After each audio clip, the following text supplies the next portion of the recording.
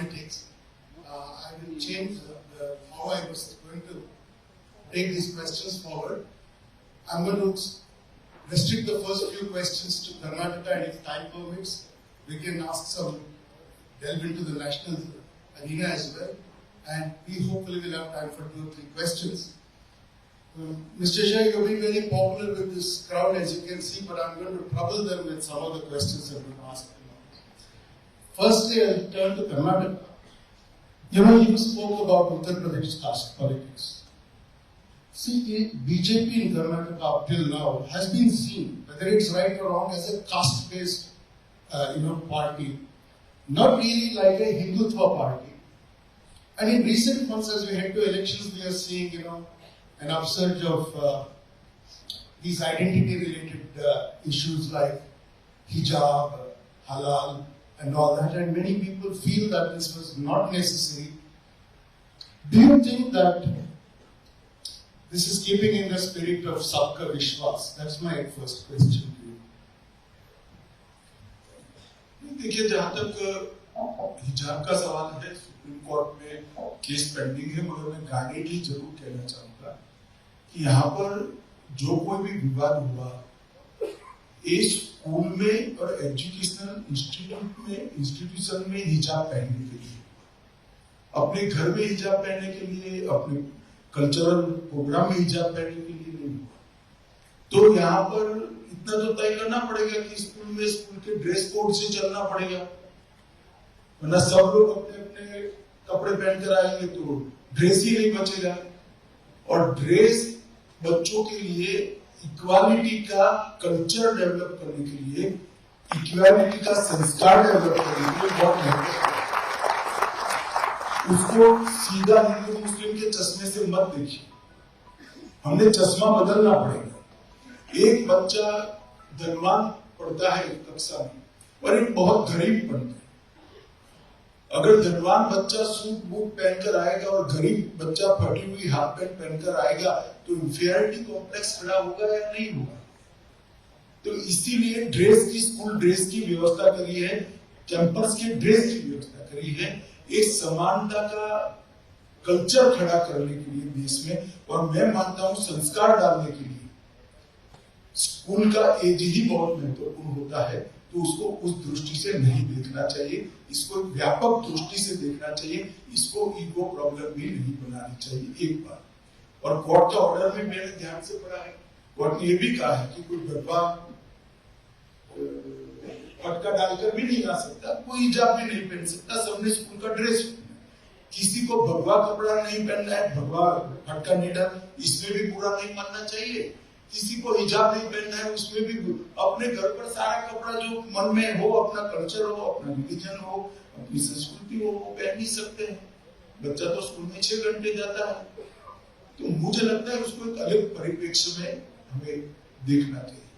जहां तक जातिवाद की बात, देखिए एक बात समझ लीजिए, जाति का रिप्रेजेंटेशन गलत बात नहीं, मगर जाति का व्यक्ति सत्ता पर आकर अपनी जाति का ही डेवलपमेंट करेगा या तो इसकी प्रायोरिटी तय करेगा, ये ठीक बात। और भारतीय जनता पार्टी पर कोई आरोप नहीं लगा सकता। हमारी डेवलपमेंट की सभी प्रोग्राम पॉलिसी ड्रिवन होते हैं, सबके लिए होते हैं, और इसमें मोदी जी के मंत्र के आधार पर ही हम आगे चलते हैं।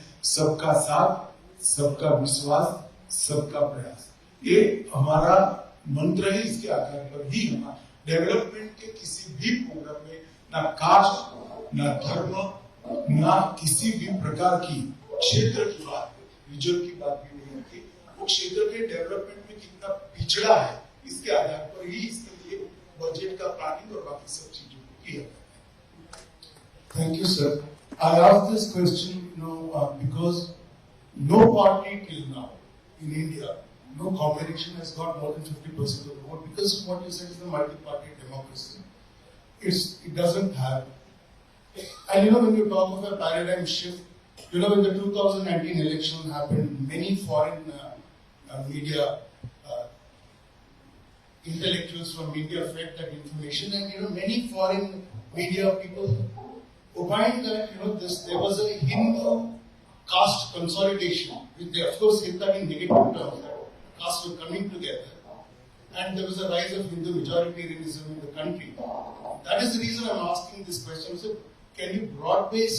Wouldn't be your effort to broad base the Bharatiya Janata Party in Karnataka as well? So it represents, support from various castes, not just one or two. नहीं, मैं आपको बताता हूँ, हमें कर्नाटक में भी 52% और 2019 के इलेक्शन में मिला है। ऐसा नहीं है 50% से ज्यादा वोट नहीं मिला है। देश के 16 राज्यों में भारतीय जनता पार्टी को 2019 में 50% से ज्यादा वोट मिला है, और ये एकमात्र पार्टी यही बताता है कि हमारा सबके लिए अच्छा सोच है। और जहां तक बेस को ब्रॉड करने की बात है, एक्सपांड करने की बात है, पार्टी अकेले नहीं कर सकती। लोगों ने भी हमें वास्तविकता में हम जैसे ऐसे पहचान कर वोट देना पड़ेगा, तभी तो हम बड़े होंगे। तो मैं तो सबको रिक्वेस्ट करता हूं, सभी लोग हमें वोट दें। हम अकेले नहीं कर सकते, हम एफर्ट्स कर सकते हैं, अपनी बात को बोल्डली पब्लिक के सामने ले, परंतु वो वोट प्राप्त करने के लिए हम एपिसमेंट नहीं कर सकते, क्योंकि हमारी पॉलिसी है। तो थोड़ा समय तक हमें सहन करना पड़ेगा, परंतु ये कंट्री के भी इंटरेस्ट में है और बीजेपी के भी इंटरेस्ट में। कोई समूह, कोई कास्ट या कोई वर्ग हमसे दूर है, इसके लिए हम इसको कुछ एक्स्ट्रा बजट में से दे दे और इसको हमारे साथ ले ले, ये हमारा पॉलिसी नहीं है। बजट का प्रोविजन, बजट का आवंटन केवल और केवल डेवलपमेंट की कितना पिछड़ापन है इसके आधार पर ही होना चाहिए। Thank you, sir.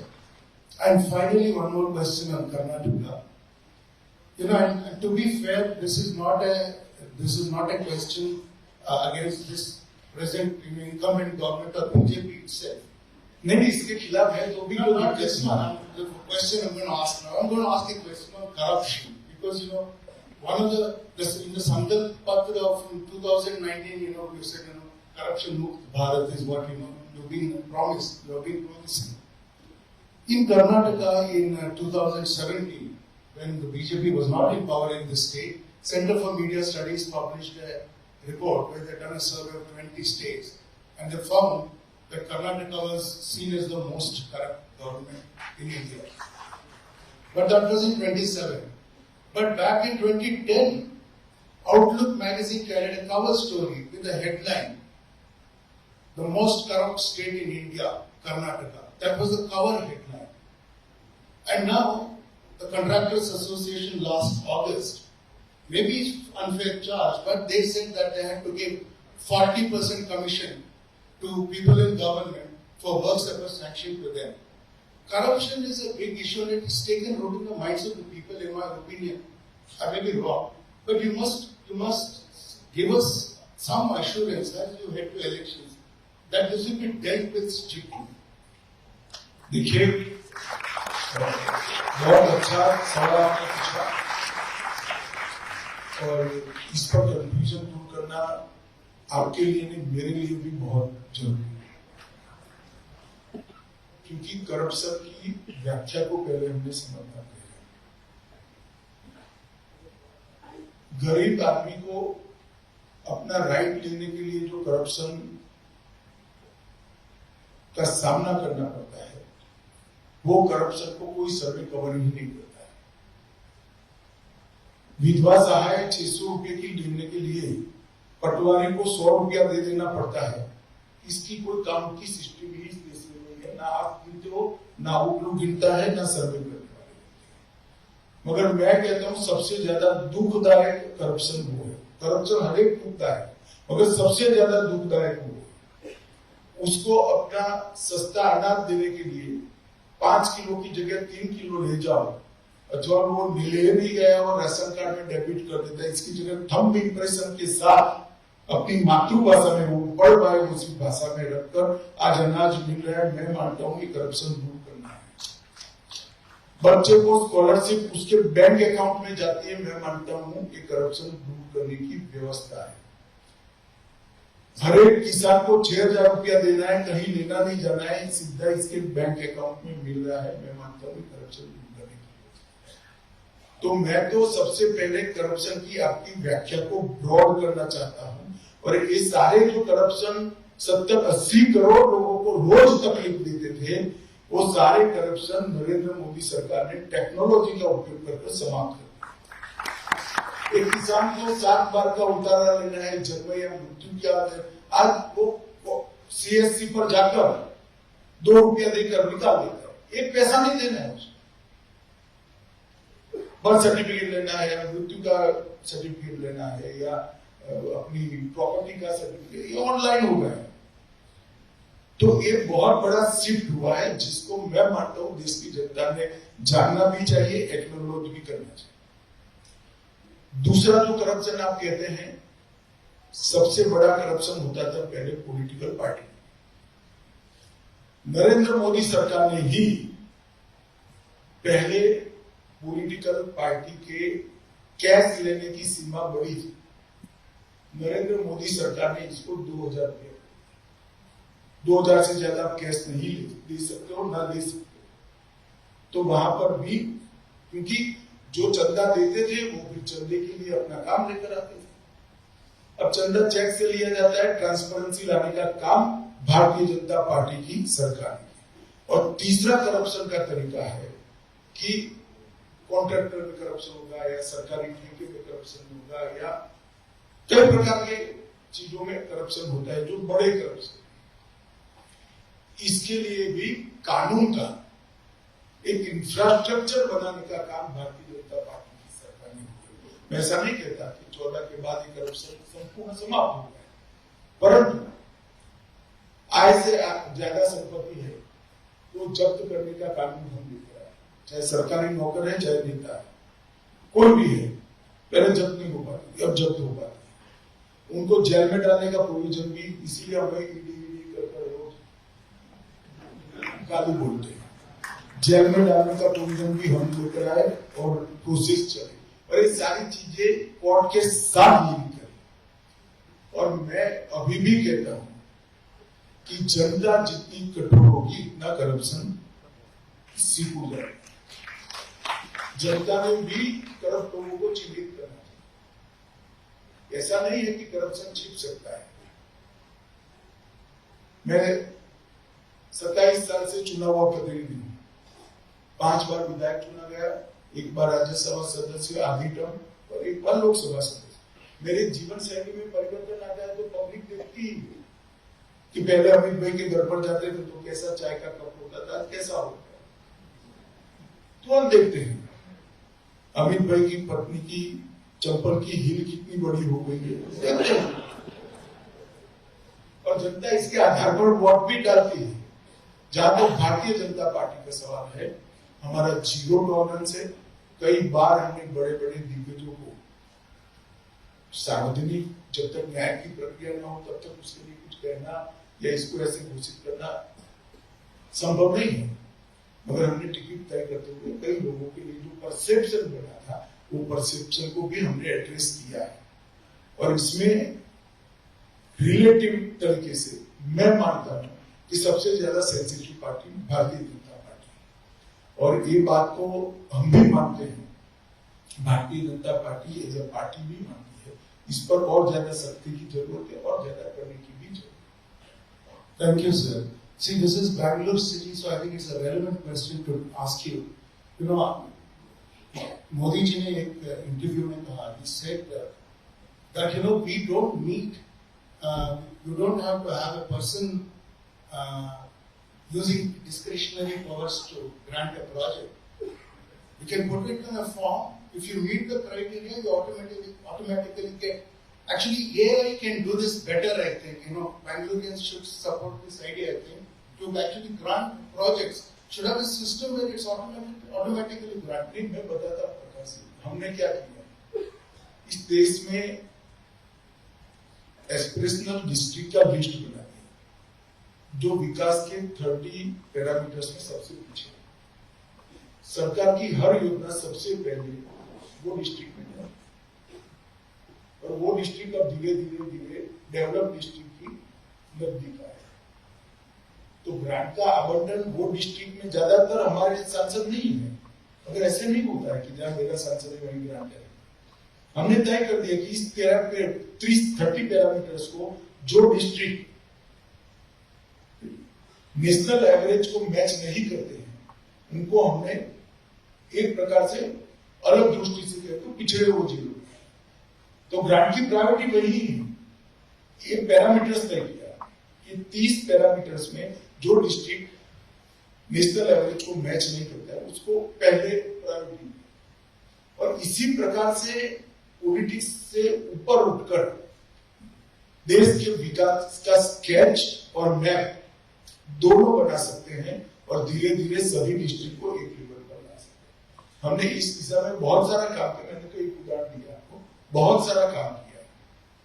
जैसे हमने कहा कि भाई इतना सारा चीजों को हमने समस्या से मुक्त कराया, तो इसके लिए हमने तय कर दिया कि 2021 की 11 की जनगणना के वक्त, सामाजिक जनगणना के वक्त, जो फैमिली बैकवर्ड मानी गई इकोनॉमिक उसको सबसे पहले। तो इसमें हिंदू भी है, मुसलमान भी है, क्रिश्चियन भी है, ट्राइबल भी है, दलित भी है, सभी। It's true. I've seen, even adversarial reporters saying that they've gone to the field and checked, and there's been no discrimination in the delivery of services, and नहीं, अगर इसमें किसी को आपत्ति है तो इसकी प्रक्रिया आर्टिकल लिखना एकमात्र प्रक्रिया नहीं। सरकार में भी बताना चाहिए जो इसको करेक्ट कर पाए। अब 130 करोड़ लोगों को कुछ देना है, 5 लोग अगर बच गए हैं, इसी को ढूंढना है, तो ये तो वक्र दृष्टि है। मुझे लगता है वक्र दृष्टि से सबने बचना चाहिए, आपने भी बचना चाहिए। और वो 5 लोगों को भी करेक्शन की आप भेज सकते हो ना अथॉरिटीज को। अगर आर्टिकल भी लिख सकते हो, कोई आपत्ति नहीं, आर्टिकल पढ़ के भी करेक्ट कर लेंगे। अगर अथॉरिटी को भेज दोगे तो जल्दी करेक्ट हो जाएगा, आर्टिकल शायद पढ़ने में न भी आए। I have only 2 more questions, and we can open it to the audience on center-state relations. You mentioned, when the Prime Minister said, that the relationship with the states will be in a spirit of cooperative federalism. That is the term he used, and he actually said GST is a working example of that. Whatever quibbles and some complaints are there about GST, I think at least most of the people here accept that GST is a very good example of that. But in other things, I think, the devolution of power to the states, genuine decentralization, the quarrel is that it may not have happened. It is not just central to the states, but even from state to the districts, to panchayat level. You mentioned that Lok Sabha word comes from ancient Indian tradition. The idea of Sabha deriving from panchayat has not taken root. That would be a genuine paradigm shift. That is something maybe it started in Karnataka in a very big way. You should talk about that also. देखिए, सबसे पहले centre state mega department है, इसलिए मैं इसकी बात करूंगा। हमारे यहाँ बहुत डिस्कशन के बाद हमारे संविधान में, हमारे कॉन्स्टिट्यूशन में सेंटर, स्टेट और दोनों के साझा अधिकार तय कौन सा विषय किसका है वो। इसमें अगर भारतीय जनता पार्टी की सरकार ने अतिक्रमण किया है, एनक्रोचमेंट किया है स्टेट के राइट्स पर, तो कोई भी हमें बता सकता, कोई भी बता सकता, कोई भी कभी भी मुझे डायरेक्ट फोन कर सकता है, यहां से भी, इतने बड़े ऑडियंस में से भी खड़ा कर। और आप जो कहते हैं कि जीएसटी एकमात्र, एक अच्छा उदाहरण ऐसा आपने कहा, जीएसटी की कोरोना इसका सबसे अच्छा उदाहरण।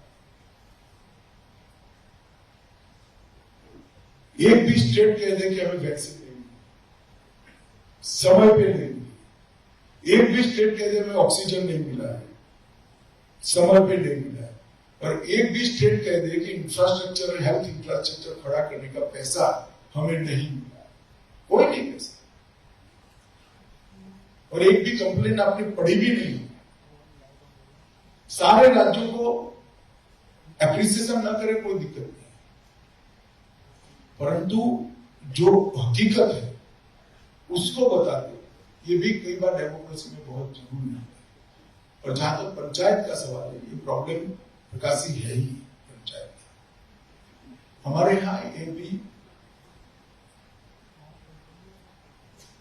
संवैधानिक सुधार एक प्रकार से थोड़ा नया है। पंचायत को जो अधिकार दिए गए 73rd और 74 अमेंडमेंट जो एक प्रकार से नया है। दूसरा, इतना सारा पैसा डायरेक्ट देने की अब तो व्यवस्था बहुत जगह पे हो गई, डायरेक्ट पंचायत में ही जाता है, परंतु इसका खर्च करने का मैन पावर, उसका ऑडिट करने की व्यवस्था, इसका प्लानिंग करने का तंत्र ये कई पंचायतों के पास नहीं है। तो ढेर सारे राज्यों ने इसको स्लोली ग्रेजुअली नीचे परकोलेशन इसका किया है, क्योंकि जिला पंचायत तक आ गया, फिर जिला पंचायत ने पंचायत को भेजना था, तो पंचायत के पास मानो आपने 2 करोड़ रुपया दे दिया, तो 2 करोड़ का काम का डिजाइन करने वाला स्टाफ ही नहीं था। अच्छा, टेंडर निकालने की व्यवस्था या इसको सरकारी नॉर्म्स के हिसाब से करे, ऐसी व्यवस्था ही नहीं। तो धीरे धीरे परकोलेशन हुआ है, क्योंकि नई व्यवस्था थी और टीचिंग प्रॉब्लम थे, मगर मुझे लगता है कि अब बड़ा सेटल हो चुका है। अभी ऐसी बहुत कम जगह पे है, और अब तो जिला पंचायत में भी नहीं जाता है, सीधा सरपंच के अकाउंट में पैसा जाने और असिस्टेंस के लिए तहसील पंचायत की व्यवस्था भी हुई। तहसील पंचायत को डेवलपमेंट के काम में असिस्टेंट एक अच्छा स्ट्रक्चर धीरे धीरे बन रहा है। Thank you, sir. I'm going to ask the last question. So sir, I was born in Bangalore. I'm saying personally, but I'm speaking for many Bangaloreans here. I think this was a developed city 30 years ago. We have known him from the time he was a young person here. We could drink water out of a tap. That's a measure of development. It was a beautiful city. You mentioned 74th Amendment. We don't have a metropolitan planning committee here. This is an advanced city. We could have had it. We don't have. Projects are planned and done. You spoke about climate change. Our weather is ruined. Our roads are ruined. Our lives are ruined here. We have been asking for a suburban rail. Some money was sanctioned. But the work is so slow, we can never get that project completed. For decades, we don't have a comprehensive city development plan. It's a legacy problem that even our chief ministers inherited. We're not blaming him also, but saying somebody needs to resolve it. It's a center-state issue. Karnataka is the only big significant state at the moment for you in the south. Bangalore is a very important city for India. You have to look after us. It's an appeal I ask on behalf of everybody.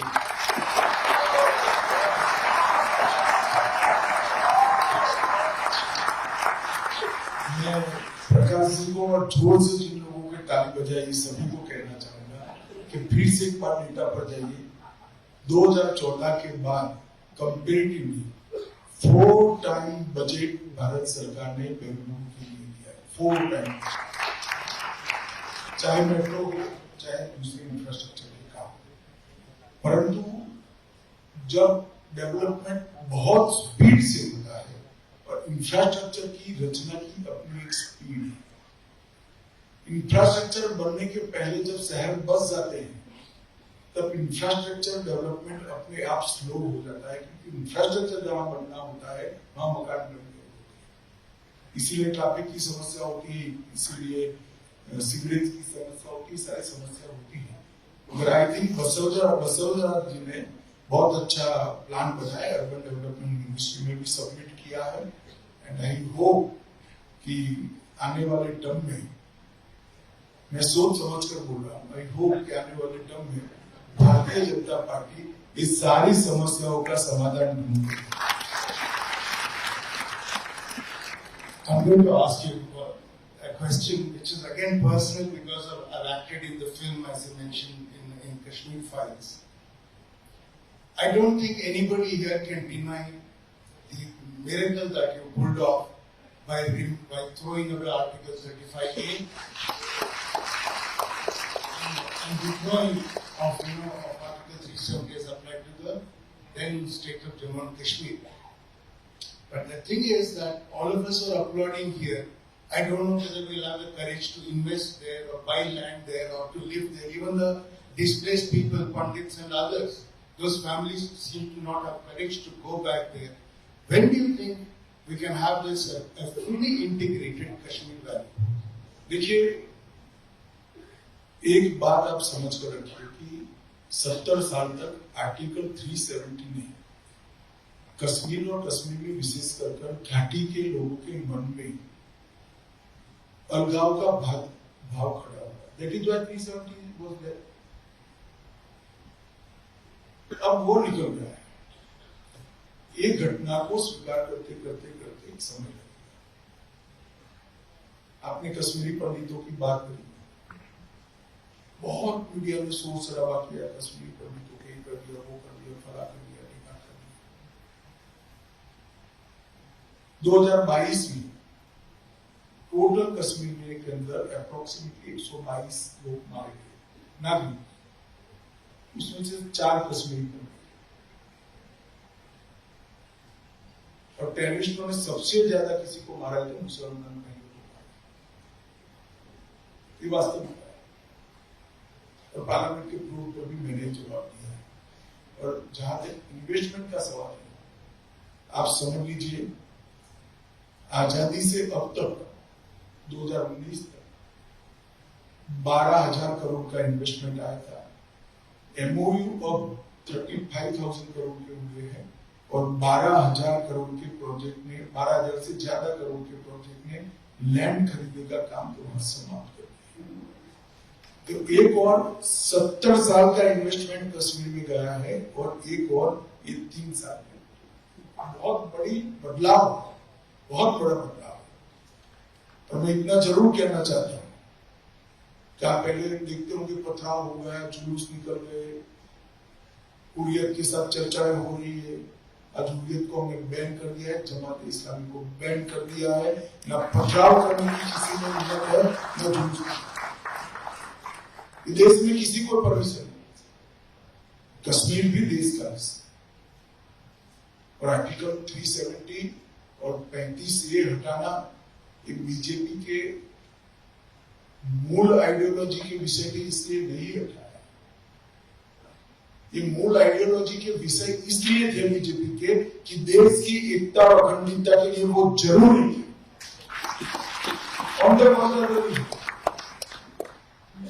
हमारे ideological issue था ही, मगर वो ideological issue इसलिए था कि वो हटाना देश की एकता और अखंडता के लिए।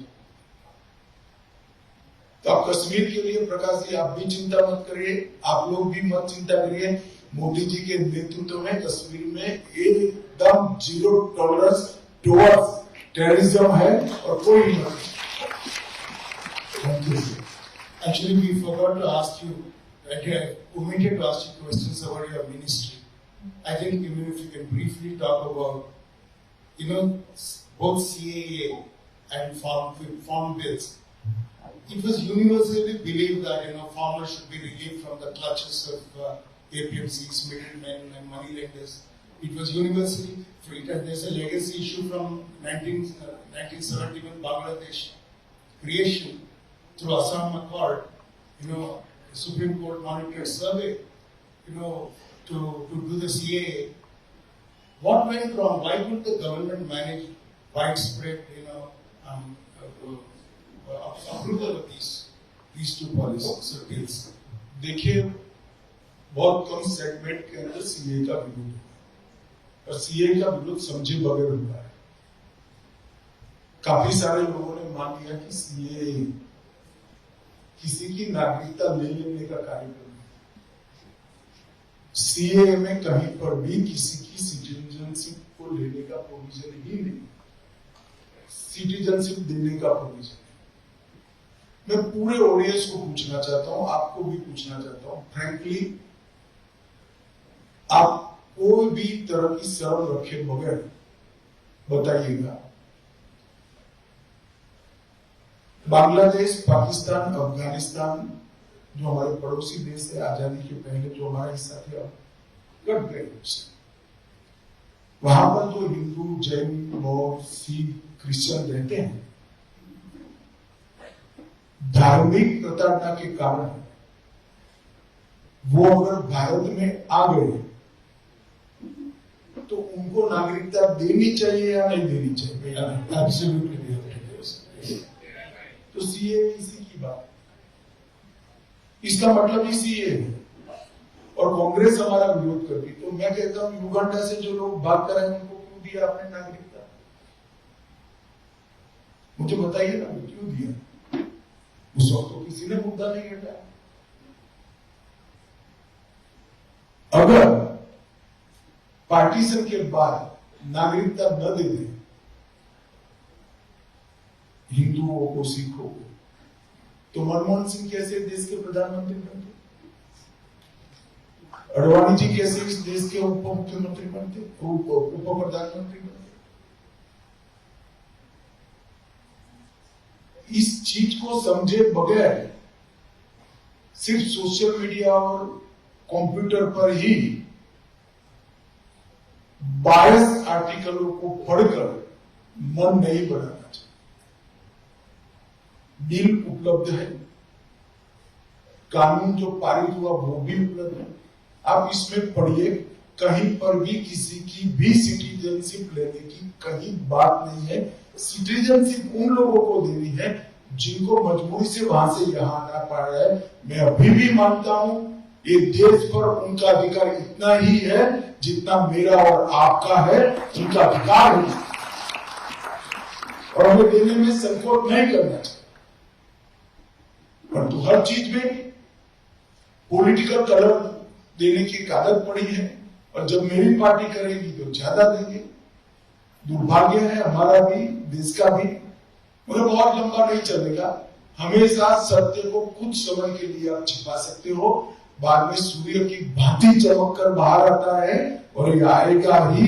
रचनात्मक सोच को स्वीकार करना ही पड़ेगा। What happened to the farm bills and why? देखिए, फार्म बिल को भी आप पढ़ लीजिए, कहीं पर भी APMC. No, we agree with it. One is a good नहीं, एक मिनट, फार्म बिल को आप पूरा पढ़ लीजिए। एपीएमसी को एक्नॉलेज करने की कोई भी बात हो तो भी लोग है नहीं बात। अब कुछ लोगों ने एक चीज चला दी और धरना दे दिया। मोदी जी ने तो बड़ा मन दिखाकर विनम्रता से कि भाई मैं मेरी बात आपको समझा नहीं पाया, ये मेरी क्षमता कम पड़ी, इसलिए मैं माफी मांगकर इसको विड्रॉ समाप्त कर दूं। तो कहां जीत करने का सवाल?